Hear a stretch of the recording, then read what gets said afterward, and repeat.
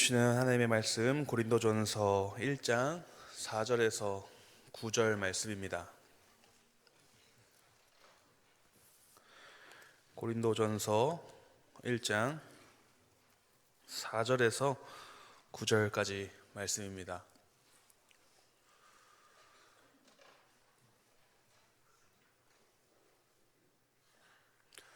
네, 함께 받들어 읽겠습니다.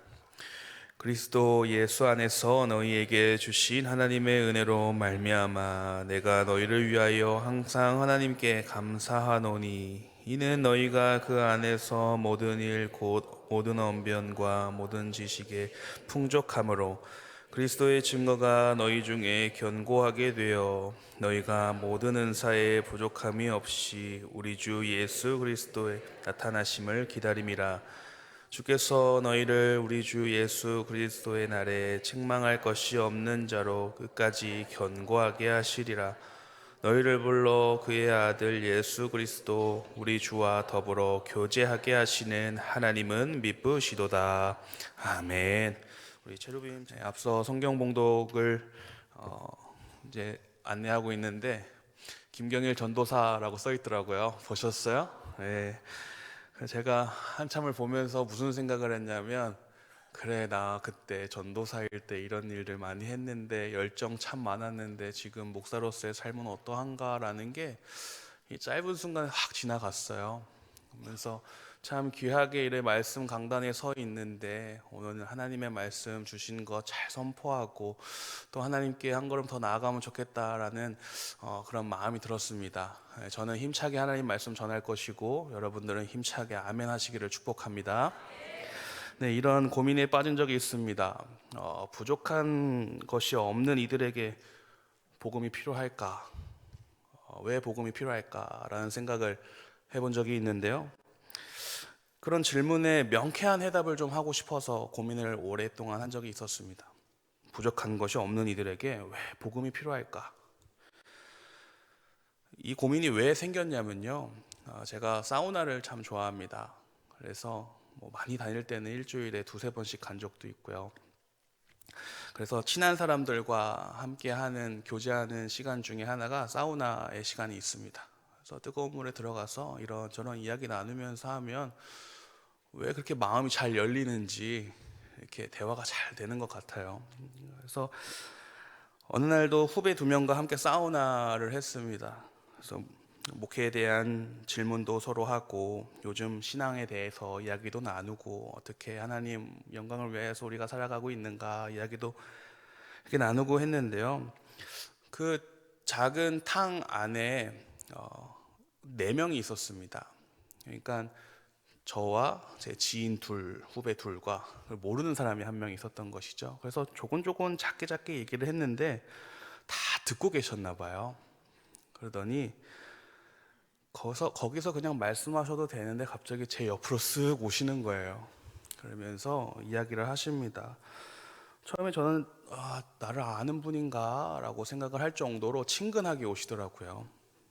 그러면서 아주 젠틀하게 말씀하십니다. 이야기의 결론은 자신은 가질 수 있는 걸 다 가지고 있다라고 이야기를 하더라고요. 나는 모든 걸 다 가졌다. 부족함이 없다. 그러니 종교 생활은 나한테 필요하지 않는 것 아닌가? 라고 질문을 하시면서 젊은 목사인 것 같은데 한번 대답을 좀 해보시죠 라고 아주 젠틀하게 말씀을 하시더라고요.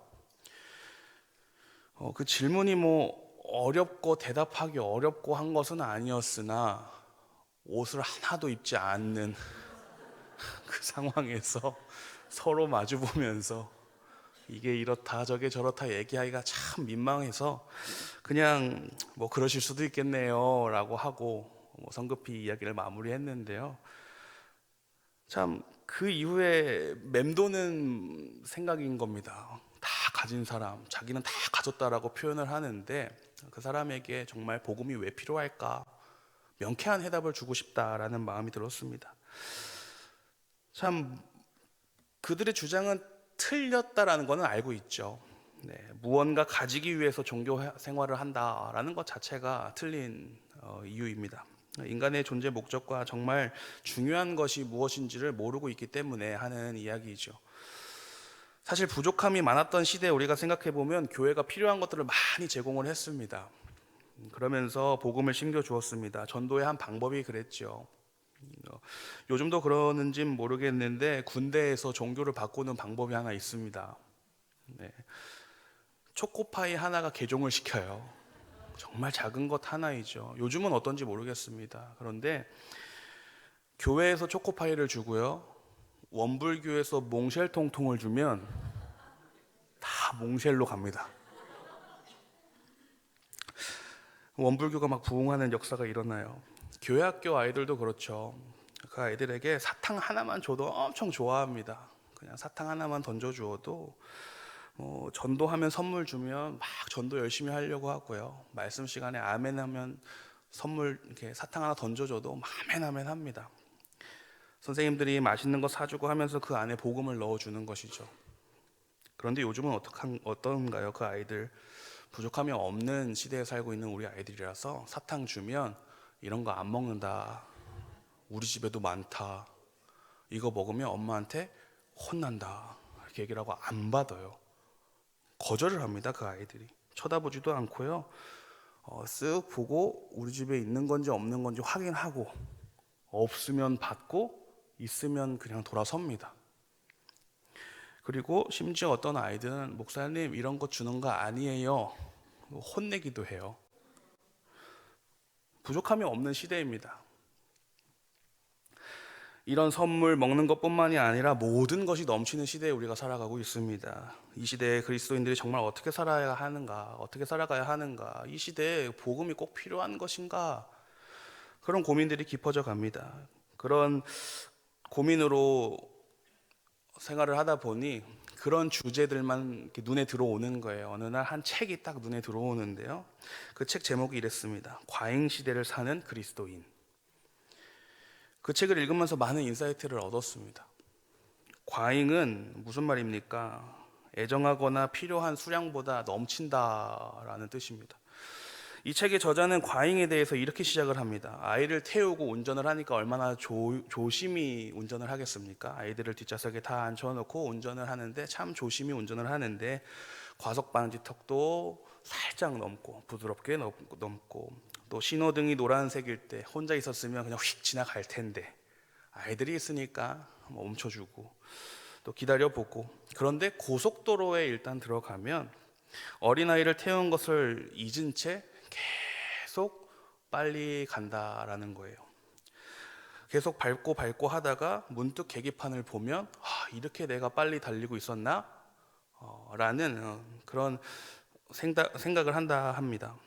이 고속도로에서는 속도를 체감하지 못하지요. 모든 차들이 빨리 가기 때문에 그렇습니다. 근데 어느 순간 과속하고 있는 모습들, 이것이 우리의 모습과 같다라고 그 과잉을 표현하더라고요. 참 맞는 말인 것 같습니다. 그러면서 인류는 지금까지 더 많이 그리고 더 빨리 무언가를 채우고 욕망을 채우기 위해서 달려왔고, 감속도 일시정지도 없는 전력 질주만 하고 있는 우리의 삶이다라고 이야기를 하는데요. 어떻게 공감들 하시나요? 그러면서 세상은 과잉이 되었다라고 정의를 합니다. 정말 맞는 말인 것 같습니다. 앞만 보고 전력 질주하다 보니 어느 순간 속도가 다 올라가 버려 있고 우리에게는 과잉이 있는 것이죠. 무언가 넘어선 것을 인지하지 못하고 마치 과속을 하면서 아무런 느낌이 없는 그런 과잉된 상태에 우리의 삶이 계속 흘러가고 있다라는 말입니다. 멍 때린다라는 표현 아시죠? 예전에 누가 올해 멍 때리나 시합이 있었던 거 아세요? 네, 시합이 있었습니다. 멍하게 있는 것이죠. 그래서 유행했던 것들이 많이 있죠. 불멍이라는 게 생기기도 하고 물멍이라는 것도 생기기도 하고, 이렇게 멍 때리는 시간을 만들어서 멍을 때린다라는 그런 것들이 유행하기 시작했는데요.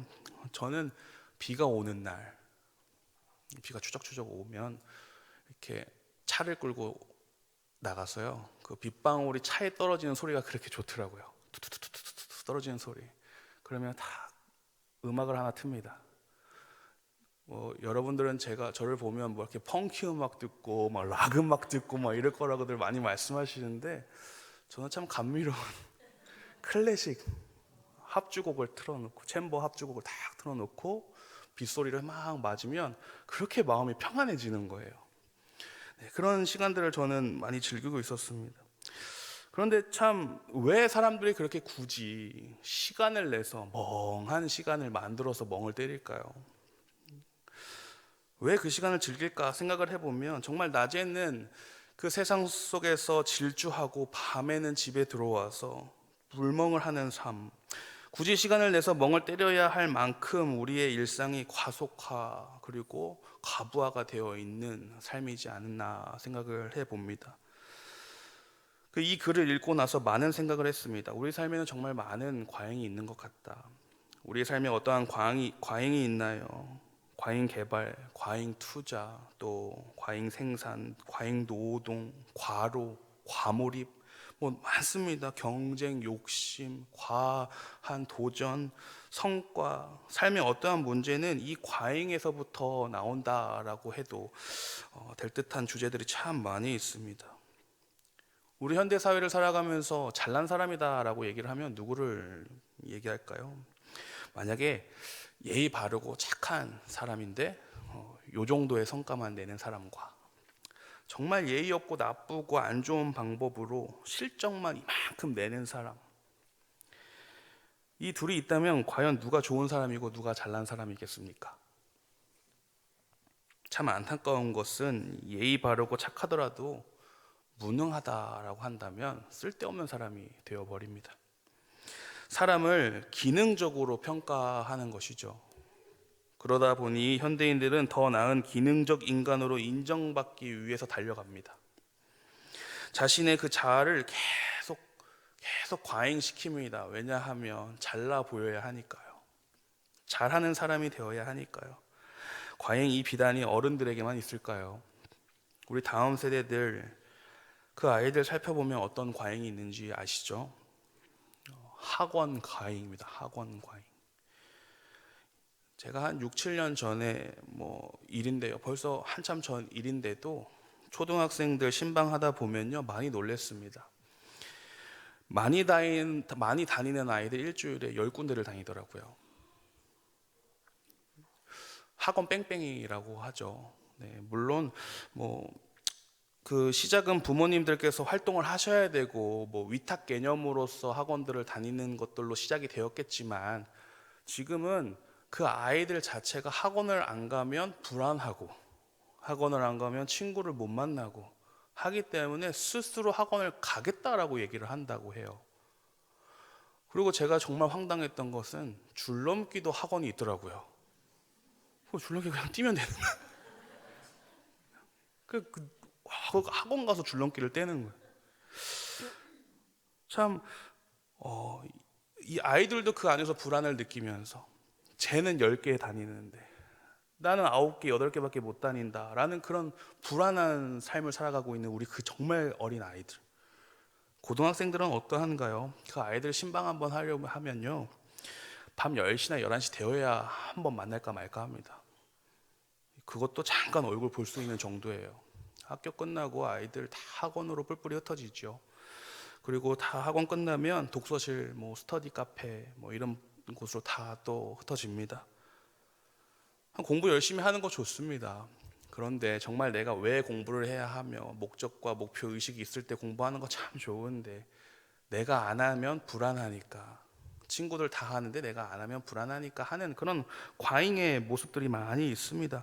물론 엉덩이로 공부한다고는 하는데요, 그런 시간들이 실속 있는 시간들이 될까요?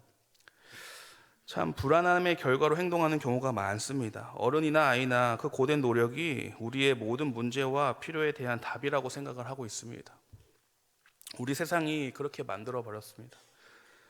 그래서 혼란에 빠지고 결국 이게 무엇인가, 내가 이렇게 사는 게 이게 맞는가 라는 생각이 들면서요, 그렇게 의심하면서도 어쩔 수 없는 그 성취, 그리고 획득, 달성, 그런 것들을 원하면서 영원한 다람쥐 쳇바퀴에 갇히게 되는 것이죠. 그렇게 살아보니 우리가 과잉 시대에 살아가고 있습니다. 그런데 이 고린도도 만만치 않은 곳입니다. 오늘 말씀 본 그 고린도는 어떠한 곳인가요? 그리스도의 도시 고린도는 기원전 146년에 로마 사람들에게 파괴되었다가 기원전 44년에 로마의 식민지로 새롭게 세워졌습니다. 아주 빠르게 발전을 하였고요. 그래서 아가야 지방의 수도가 되었습니다. 이 고린도는 항구 도시이고요, 상업 도시입니다. 그러니까 엄청나게 발전을 한 도시다라는 것이고요. 헬라의 다리, 헬라의 사교장이다라는 별명도 가지고 있습니다. 그러니까 많은 사람들이 모여 있는 겁니다. 정말 많은 사람들이 오가는 무역과 상업의 중심지인데요. 그러다 보니 그곳에 있는 사람들은 막대한 부를 누릴 수 있는 사람들입니다. 막대한 부와 사치를 누릴 수 있는 곳이죠. 그런 과잉들이 고린도 교회에 들어온 겁니다. 고린도 교회에 그런 과잉이 들어온 겁니다. 그러면서 사실 그곳에 교회가 생겼다고 하는 말이 더 적당할 것인데요. 5절 말씀 보시면 모든 언변과 모든 지식에 풍족하다라고 말씀을 하시는데요. 이 풍족하다라는 풍족함으로의 원어의 의미를 보면 부요함을 뜻하는 의미이고 그것이 하나님의 은혜로 부어졌다라는 것을 알 수 있습니다. 이 말, 연설, 가르침, 교훈, 교리 등에 있어서 이 헬라 철학의 영향권 아래에서 생활했던 이 고린도인들은 매우 똑똑했습니다. 정말 똑똑했습니다. 담론도 능하고요, 지식적 습득도 좋고요. 그런데 중요한 것은 모르는 게 있었는데 바로 하나님의 은혜를 모르고 문제가 생깁니다. 그 모든 것이 다 하나님이 주신 건데 하나님이 주셨다라는 사실을 모르고 있었던 것이죠. 은혜의 결과로 풍성한 삶을 그들이 살고 있었던 것인데 그걸 모르고 그냥 지식 과잉으로 살게 된 것입니다. 그러다 보니 뭐가 생기느냐? 분쟁이 생깁니다. 다 자기가 잘하는 거예요. 자기의 생각이 옳고 자기의 뜻만 주장하고 하다 보니 분쟁이 생겼습니다. 결국 파가 나뉘었습니다.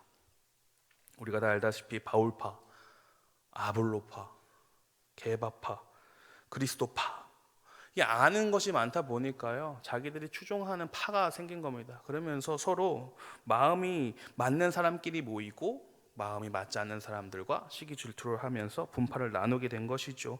이 바울파는요 이름처럼 바울을 따르는 자들입니다. 그래서 바울을 통하여서 개종한 자들, 바울이 전하는 복음을 듣고 변화받은 자들. 이 아볼로파는요 성경에 능통하고 또 웅변적인 아볼로를 따르는 자들입니다. 그러니까 말하는 거 좋아하고 말 잘하고 따지는 거 잘하고 하는 이들이 모여있는. 게바파는 베드로의 권위를 배경으로 하여서 모인 자들입니다. 그리고 그리스도파는 부활하신 그리스도를 직접 목격한 자들입니다. 그 목격한 증언을 중시하는 자들입니다. 그러니까 하나님만 바라보고 그리스도만 바라봐야 하는 이들이 자신을 바라보는 거예요.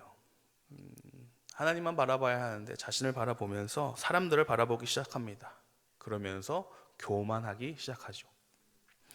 이 교만이 과잉시대의 모습의 가장 큰 패단입니다. 그리고 과잉시대의 또 하나의 패단은 우상인데요. 사람들이 무언가를 계속 과잉해서 만들어냅니다. 그것이 결국 하나님보다 앞서가게 되는 것이고 하나님보다 앞서간다는 것은 우상을 이야기합니다. 과잉으로부터 만들어집니다. 팀 켈러 목사는 인간의 마음은 우상 공장이다 라고 이야기를 합니다. 우리의 마음에서 계속 우상을 만들어낸다는 거예요. 하나님보다 앞서고 있는 것들을 다른 곳이 아니라 우리 마음에서 만든다라고 이야기를 했습니다. 참 마음속에서 이루어지는 내적 우상 숭배가 모든 사람들에게 두루두루 퍼져 있는 것이죠. 무엇이든 우상이 될 수 있습니다. 하나님 대용품, 가짜 신이 되어버리는 것이죠. 고린도에도 많은 우상 신전들이 있었습니다. 당시 도시는 도시마다 좋아하는 신들이 있었습니다. 자신들이 숭배하는 신들이 있었고요. 그래서 그 신전을 다 짓고 그곳에서 예배를 하는데 그런 신상 숭배를 할 때 여사제들은 매춘을 하기 시작했고 또 성매매를 하고 많은 사람들이 방탕하고 성적으로 타락한 곳이 신전입니다. 그러니까 참 이상하죠. 신을 예배하는 곳인데 가장 타락한 곳이 되고 맙니다. 오죽했으면요, 이 방탕한 자들을 나타낼 때에 저 고린도 사람이야 라고 표현할 정도로, 그 정도로 방탕한 삶을 살았다 합니다. 고린도 교인들은 기독교로 개종한 후에도 이방 제단에 참석하면서 우상 숭배를 하기도 했습니다. 그래서 고린도전서 10장 보시면 우상 숭배하는 일을 피하라라고 하는 것이 개종을 했는데도 습관처럼 계속 가게 되는 것이 그런 이방 신전이었습니다. 진정으로 하나님 경외하는 것이 아니라 종교 행위에만 집착을 하게 되고, 그리고 종교 과잉에 빠져서 종교 행위 자체를 하나님의 모조품으로 여기는 것입니다. 스스로 만족을 얻는 우상 숭배를 하는 것이죠. 그러니까 스스로 만족, 사람을 위한, 나를 위한 종교 활동을 하게 되는 것이죠. 그런데 이것이 우리들의 모습에도 간간히 보입니다. 나의 만족을 얻고자 하는 종교 활동, 종교 행위, 지속적인 강박 태도를 가질 때가 많이 있습니다. 뭐 이런저런 얘기들을 우리 성도님들과 나눠보면 예배를 안 하면 혼날 것 같고, 기도를 안 하면 혼날 것 같고, 새벽 예배 빠지면 혼날 것 같고, 그렇게 해서 예배에 나오고 기도 생활하고 찬양하고 새벽 예배 나오고 하신다라는 고백들을 많이 하시는 분들도 계시는데요. 꼭 이렇게만 해야 한다, 그렇기 때문에 하나씩 내가 예배를 늘려간다, 이게 종교 과잉에서 오는 태도입니다. 고린도의 과잉, 고린도 교회의 과잉, 우리 시대의 모습과 별반 다를 게 없어 보이기도 합니다. 이 과잉 시대를 살아가고 있는 우리 그리스도인들, 달라도 좀 뭔가 달라야 되지 않을까요? 하나님께서는 오늘 말씀을 통해서 과잉 시대의 그리스도인으로서 어떻게 살아가야 하는지를 알려주시는데요. 첫 번째는 과잉 시대의 그리스도인은 사명을 견고하게 해야 합니다. 사명을 견고하게 해야 합니다. 6절 말씀인데요. 그리스도의 증거가 너희 중에 견고하게 되어 라고 말씀하십니다. 이 그리스도인의 사명은 무엇입니까? 복음 전파입니다. 그리스도를 증거하는 것입니다. 그리스도에 대한 증거는 예수 그리스도에 대한 그 구원 선포를 의미하는 것이고요. 그리고 구원 사역에 대한 증거를 뜻합니다. 이것이 견고하게 됐다라는 거예요. 견고하게 됐다. 견고하다라는 것은 확립했다, 변하지 않는다, 안전하다, 완전하다라는 것을 의미합니다. 그러니까 이 고린도 교인들이 하나님의 은혜로 받은 그 모든 언변과 모든 지식은 그리스도에 대한 증거를 견고하게 하기 위해서 얻은 것이다라는 거예요. 자신들의 어떠한 이야기들을 막 피력하고 이야기하려고 주신 것이 아니라 그 복음 전파를 위해서 하나님이 주신 것이고, 그걸 그렇게 사용해야 한다, 그렇게 견고해야 한다라고 말씀을 하십니다. 우리들은 복음 전파를 위해서 그리스도인의 사명을 견고하게 해야 합니다. 그런데 우리가 한 번 더 알아야 할 것이 있는데요. 견고하게 할 때에 그 견고하게 하는 그 방법이 우리 스스로 하는 것이 아니라 8절 보시면 주께서 끝까지 견고하게 하신다라고 말씀하십니다. 그러니까 그 견고가 우리 스스로 하는 것이 아니라 누가 해주신다고요? 주님께서 해주신다라는 겁니다. 우리 주님께서 우리를 끝까지 견고하게 해주신다라는 말씀입니다. 사랑하는 성도 여러분, 우리가 스스로 견고하게 하려면 그 과잉이 시작됩니다. 우리가 스스로 견고해지려고 하는 것이 아니라, 뭘 쌓아서 계속 견고해지려고 하는 것이 아니라, 우리 주님께서 그리스도인의 사명을 견고하게 해주신다라는 이 사실을 붙드는 저와 여러분이 되기를 소망합니다. 이 복음의 정당성, 복음의 전파, 이것은 하나님께서 하십니다. 주님이 하시는 겁니다. 하지만 하실 때에 우리를 들어 사용하시면서 이루십니다. 우리를 사용하셔서 하나님이 이루십니다. 우리 하나님의 역사 안에서 우리를 견고케 해 주십니다. 과잉 시대에서 살아가면서 무엇이 중요한지를 우리는 알아야 합니다. 구별된 자로서 그리스도의 사명을 견고하게 하는 저와 여러분이 되기를 소망합니다. 두 번째는요, 과잉 시대에서 그리스도인은 은사를 부족함 없이 해야 됩니다. 은사를 부족함 없도록 해야 되는데요, 7절 말씀 보시면 모든 은사에 부족함 없이 기다려라 라고 말씀을 합니다. 먼저 이 은사는 문맥에 따라서 구원, 하나님의 선물을 이야기합니다. 특별한 능력에 대한 의미를 가지는데요, 이 고린도 교회 앞서 말씀드린 것처럼 참 특별한 은사들을 많이 가졌습니다. 말도 잘하고 가진 것도 많고 참 하나님이 주신 그 풍성한 은혜를 가진 자들인데, 그 은혜를, 풍성한 구원의 은혜를 받은 고린도 교회, 참 부족함이 없는 그 교회, 하나님께서 다 허락하신 겁니다. 그 은사를 풍족히 가질 수 있게끔 다 허락해 주신 것이죠. 다른 어떠한 교회보다 참 더 많은 은사를 받았습니다. 선물로 받았습니다. 그럼 그렇게 해주신 이유가 무엇일까요? 그렇게 하나님께서 은사를 풍성히 주신 이유가 무엇일까요? 그 교회에, 그 이유는 그리스도의 몸된 교회를 세우기 위함입니다. 나 자신들을 나타내라는 것이 아니라 그 은사를 통해서 그 그리스도 교회를 세워라라고 주신 것이다라는 말씀입니다. 그래서 그 은사를 부족함 없이 해야 하고 몸된 교회를 세우고 다시 오실 예수 그리스도를 기다리면서 그 은사를 부족함 없도록 해라라고 말씀을 하시는 거죠.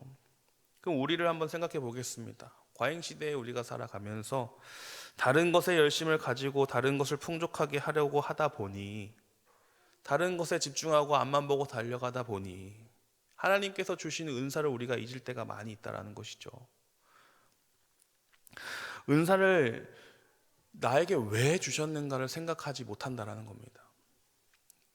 더 깊숙하게 생각을 해봐야 하는데, 아예 잊기도 하고요, 무분별하게 사용하기도 하고요, 혹은 허투루 사용하고요, 사용하지 않을 때도 있고요.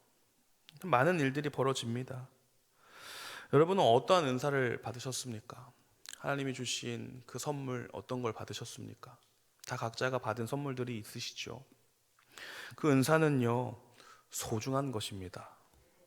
그 어느 것보다 소중한 것입니다. 그래서 그 은사는 부족함이 없어야 됩니다. 그래서 여러 가지 은사들로, 각자 받은 그 은사들로 우리가 화합을 이루고 교회를 세우고 몸된 교회를 세우며 다시 오실 예수 그리스도를 기다리면서 그 은사를 사용해야 한다라는 말씀입니다. 그런데 우리가 생각해야 하는 것은 그 은사는요, 내가 사용하는 것이 아니라요, 내가 사용하는 것이 아니라 성령님께서 나를 사용하기 위해서 주신 겁니다. 내가 그냥 그걸 내 장기, 내 특기로 쓰는 것이 아니라 하나님이 선물로 주신 이유는 하나님이 그걸로 우리를 사용하시려고 주신 거예요. 그러니까 그 은사를 우리가 풍성히 가지고 있어야 됩니다. 하나님이 마음껏 우리를 사용하실 수 있도록 그 은사를 풍성히 가지고 있어야 됩니다. 요이 땅 하면 뛰어가는 거죠. 성령께서 우리를 사용하실 수 있게끔, 나를 사용하실 수 있게끔 우리는 준비되어야 한다는 것이죠. 나를 위해 욕심을 내면서 사용한다면 그건 은사 과잉에 빠지게 될 것입니다. 은사는 하나님을 위해 남에게 사용하는 것입니다. 상대를 섬기라고 주신 거예요. 우리 교회를 섬기라고 주신 겁니다. 우리 공동체 안에서 섬기라고 주신 겁니다. 그렇게 은사를 하나님이 주신 거고 그 은사를 통해서 우리를 사용해 주십니다. 그 은사를 가지고 하나님을 위해서, 사람을 살리는 일을 위해서, 공동체를 세우는 일에 대해서 사용받는 것임을 기억하는 저와 여러분이 되기를 소망합니다. 세 번째는요, 그리스도인은 주와 더불어 교제해야 합니다. 9절 말씀인데요, 너희를 불러 우리 주와 더불어 교제하게 하시는 하나님은 미쁘시다 라고 말씀을 하세요. 하나님은 우리를 불러서 주님과 함께 교제하게 해주십니다. 그래서 우리는 주님과 교제해야 하는데요, 이 교제는 무엇입니까? 깊이 관여하거나 동역함이라는 뜻을 가지고 있습니다. 교제의 방법은 그럼 무엇일까요? 하나님과 우리가 교제할 수 있는 방법은 무엇일까요? 깊이 교제할 수 있는 방법은 무엇일까요? 바로 예배입니다. 사랑하는 성도 여러분, 예배에 힘쓰시길 바랍니다. 하나님과 교제할 수 있는 가장 1번의 중요한 것이 바로 예배입니다.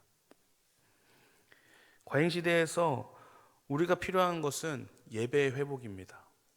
우리 주일날 담임목사님께서 말씀해 주신 것처럼 안식하라라고 하셨잖아요. 쫓기는 삶 살지 말아라 라고 말씀하신 것처럼 잠시 멈춰야 되는 그 순간들, 그때가 언제입니까? 예배입니다. 다른 거 다 내려놓고요, 온전히 하나님께만 집중하고 하나님께서 나에게 알려주시는 것이 무엇인지, 내가 하나님께 해야 하는 것은 무엇인지 깨달아가는 시간이 바로 예배의 시간입니다. 예배에서 가장 중요한 것이 하나님을 알아가는 시간이라는 것이에요. 하나님과 교제한다라는 겁니다. 이 미쁘신 하나님께서 신실하신 하나님은 우리에게 계속 예배를 요청하십니다. 왜요? 우리랑 교제하고 싶으셔서요. 우리랑 교제하시려고 계속 우리에게 예배를 요청하십니다. 그래서 우리는 이 예배하는 일에 힘써야 되고요. 이 하나님의 자녀의 특권이 바로 예배다라는 사실을 기억해야 됩니다. 그래서 그걸 방해하고 있는 다른 과잉된 것들은 다 버려야 된다는 거예요. 다른 것들은 다 버려야 된다라는 겁니다. 우리의 에너지를 예배에 집중시켜야 됩니다. 예배는 교제입니다. 하나님과 만나는 시간을 방해하는 그 모든 것들을 다 제해야 합니다. 소망과 약속 없이 욕심대로 과잉 속에 살아가면서 나의 의를 주장하고 또 죄와 허물의 길에 서 있는 우리를 성도 삼아 주시고 내 자신을 다시 한번 되돌아보게 해주시고 우리와 나와 교제하고 싶어 하시는 그 하나님의 손길을 우리는 꽉 잡아야 하는 거예요. 사랑하는 성도 여러분, 우리 좀 예배에 힘쓰면 어떨까요? 정말 예배에 힘쓰면 어떨까요? 특히 오는 날 정말 예배에 목숨 걸어야 할 줄로 믿습니다. 예배에 힘쓰면서 하나님과 교제하는 저와 여러분이 되기를 소망합니다. 우리는 참 과잉 속에 살아가고 있습니다. 그 안에서 거룩히 구별되어 그리스도인으로서 사명을 견고하게 하고 또 은사를 부족함 없이 하면서 주와 더불어 교제하며 예배에 힘쓰는 저와 여러분이 되기를 축복합니다. 사랑이 많으신 하나님 우리 아버지, 모든 것이 부족함이 없이 넘쳐나고 끊임없이 올라가려 하고 끊임없이 달려가려고 하는 이 과잉 시대에 우리가 살아가고 있습니다. 그 가운데 우리가 진정으로 붙잡고 붙들어야 할 것이 무엇인지 말씀을 통해 깨닫게 해주심에 감사를 드립니다. 우리의 그 사명 다시 한번 기억하게 하시고 하나님께서 부어주시는 은사를 올바르게 사용하게 하여 주시옵소서. 잠시 숨을 돌리며 과잉된 것들을 다 내려놓고 주님과 더불어 교제하며 살아가는 그 삶을 살아가게 하시고 예배에 목숨 걸 수 있는 저희들 되도록 인도하여 주옵소서. 과잉의 늪에 빠지지 않게 하시고 오직 신실하신 주님과 동행하며 거룩히 구별된 그리스도인이 되도록 인도하여 주옵소서. 예수 그리스도의 이름으로 기도하옵나이다. 아멘.